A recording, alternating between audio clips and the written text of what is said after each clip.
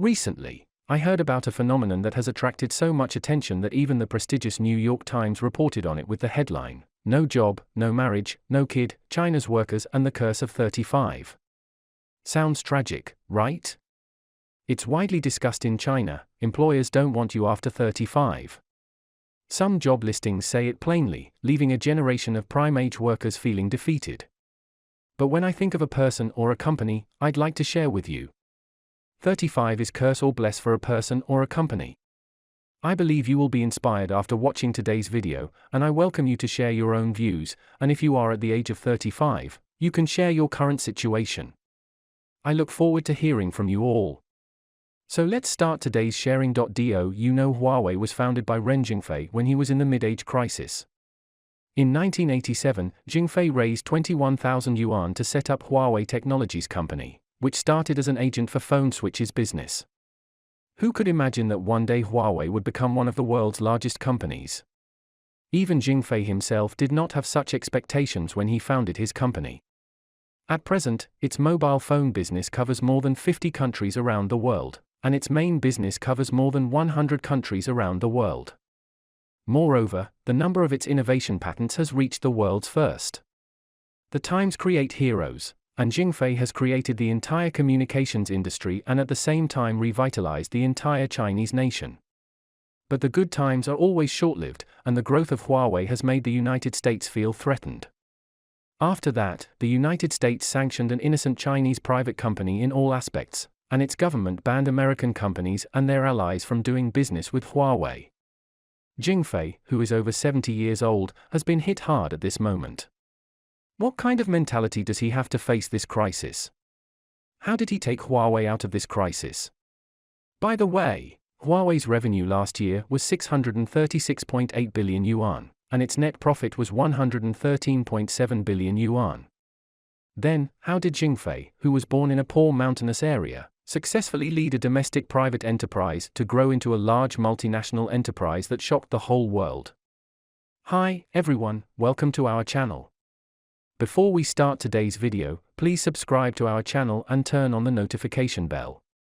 Okay, let's move on to the legend of Huawei's founder, Zhengfei.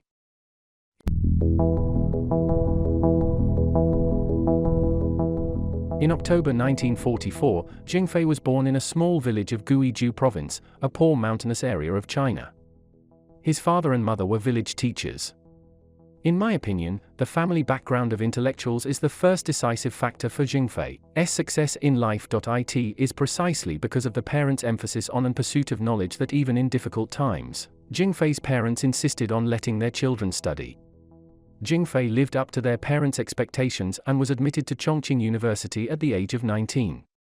In these difficult years, this result can be regarded as a kind of reward to his parents and family. However, during that special historical period of China, because of his father's background and professional experience as an intellectual, he was pushed to the streets by the rebels during the Cultural Revolution to receive accusations from the public.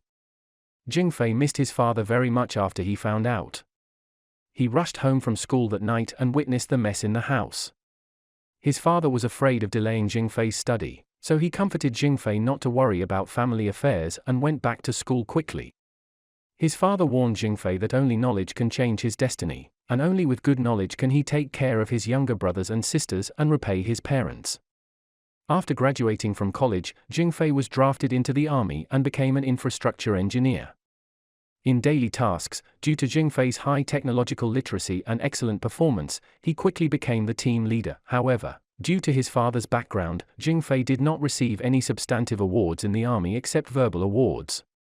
It is with these seemingly regrets that he has developed a mentality of being indifferent to fame, fortune, and humiliation. It is precisely because of these experiences that has laid a solid foundation for the establishment of Huawei in the future. In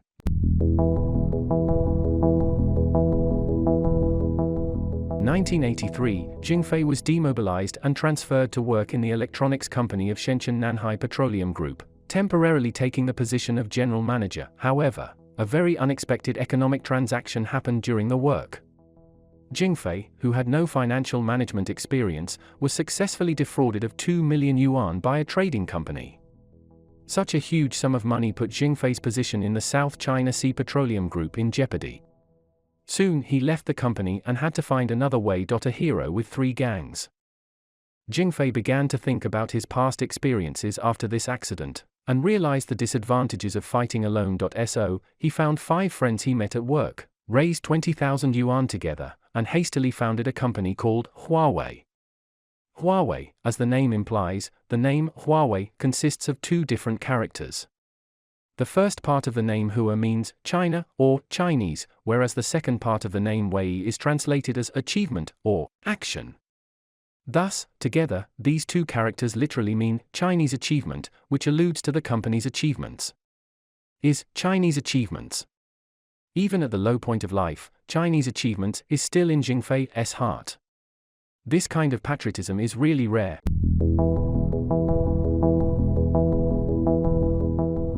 Zhengfei founded Huawei with huge debts. Do you think it will be smooth sailing here? Unfortunately, the establishment of Huawei does not mean immediate success. Zhengfei still had to face many challenges. In 1987, because the partner shareholders disagreed with each other, and Huawei was so poor that it couldn't pay its employees. In 2001, after the internet bubble, it caught up with the SARS period, and Cisco of the United States sued Huawei for infringement. The subsequent world financial crisis has caused many companies to collapse, and Zhengfei pulls Huawei back from the brink of danger every time. A large part of the solution is that Zhengfei thinks about problems from the perspective of employees. In 2004, Huawei implemented the shareholding system reform and started the rotating chairman system. 8 leaders take turns governing for half a year. After 2 cycles, it has evolved into today's rotating CEO system. It is also this rotation system that has made Huawei what it is today. It has resolved the different opinions of management personnel when faced with decisions, which not only balances the contradictions in all aspects of the company, but also enables the company to grow in a balanced manner. The implementation of the full stock ownership plan has balanced the interests of all employees and retained a large number of talents, laying a firm foundation for the company to expand its territory. Under the leadership of Zhengfei, Huawei has continuously overcome difficulties one by one. Since 1987, Huawei has continued to grow. Did you know that Huawei was the first Chinese company to have been included in Interbrand's top brands of the world in 2014? Though years ago, it would have been difficult to believe that Huawei could eventually become recognized worldwide. Today it is considered one of the leaders in smartphone and telecommunication production. At last, I just want to say, Zhengfei's achievements are inseparable from his early rough experiences. Influenced by his parents earlier, Zhengfei was able to study hard. The poverty of the family gave Zhengfei the spirit of being diligent and thrifty and sharing the worries of his relatives. His military career has sharpened Ren Zhengfei's persevering character, unwilling to admit defeat or accept his fate. During his work in Shenzhen Nanhai Petroleum Group, Zhengfei realized the power of unity. A person's insignificance in this world is like scattered sand. Only together can we achieve business success. Zhengfei wrote about the difficulties of a generation of entrepreneurs. How do you feel about Zhengfei's story? Okay, that's all for today. How do you think about it? Please put your comments or suggestions in the comments below, and share your thoughts about today's topic, so that we can have a further discussion. Your immediate reply is the encouragement that we can move on more videos in the future. Thanks for watching and have a wonderful day. If you like our videos, don't forget to hit the subscribe button. We will see you in the next video. Goodbye.